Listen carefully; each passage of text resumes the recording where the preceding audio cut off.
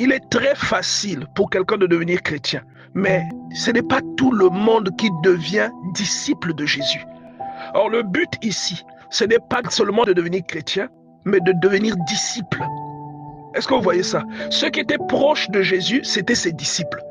Ce n'était pas seulement les personnes qui l'accompagnaient. Il y en a qui l'accompagnaient, mais qui ne l'avaient pas accepté, comme Judas Iscariote. Mais ceux qui étaient proches de lui, ceux qu'il avait appelés mes amis. Jean chapitre 15, verset 14.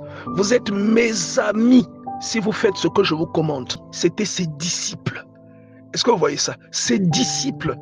Et nous allons peut-être définir ici ce que c'est que le disciple-là. Un disciple, c'est quelqu'un à qui l'on enseigne une discipline. Ou c'est quelqu'un à qui l'on enseigne une doctrine. Est-ce que vous comprenez? Ou c'est quelqu'un qui imite. Et le chrétien qui va seulement à l'église, qui ne lit pas la Bible, ne peut pas devenir un disciple. C'est impossible.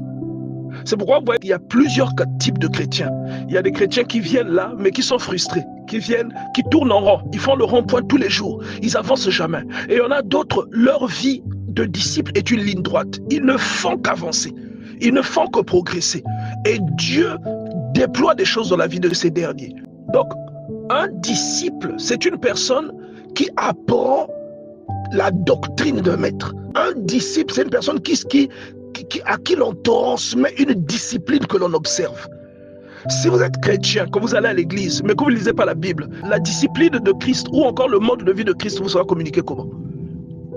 Et c'est pourquoi, par exemple, vous voyez que les mardis, à Ministère Bethesda, nous avons les séances du mardi afin d'enseigner le discipolat aux chrétiens. Parce que être chrétien ne suffit pas. Il faut devenir disciple de Jésus-Christ pour agir selon les recommandations de Jésus-Christ.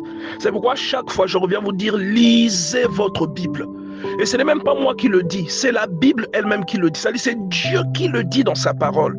Josué chapitre 1 verset 8, que ce livre de la loi ne s'éloigne point de ta bouche. C'est-à-dire, c'est Dieu qui est en train de dire ça afin d'assurer la réussite à ses enfants. Que ce livre de la loi ne s'éloigne point de ta bouche, médite-le nuit et jour, afin d'agir fidèlement selon ce qui y est écrit. Car il te donne maintenant le résultat. C'est alors que tu auras du succès dans tout ce que tu entreprendras. C'est alors que tu réussiras. C'est Dieu qui a créé le monde.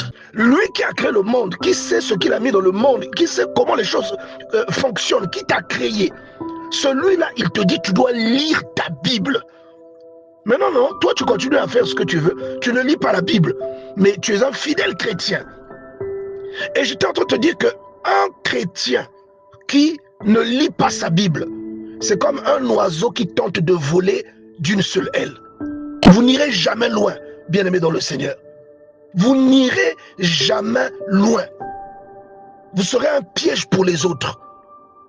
Et je dis que votre don deviendra un piège pour votre propre vie.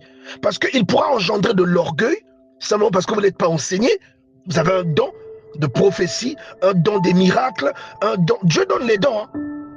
Mais si vous n'avez pas la communion, si vous n'avez pas l'enseignement dans votre cœur, vous ne passez pas du temps avec Dieu, je vous assure, vous serez un piège pour les autres et ce don sera aussi un piège pour vous-même.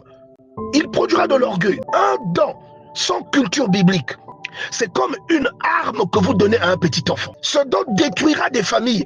Je pense que vous voyez même certains serviteurs orgueilleux à cause des dons qu'ils ont. Vous allez commercialiser ce don.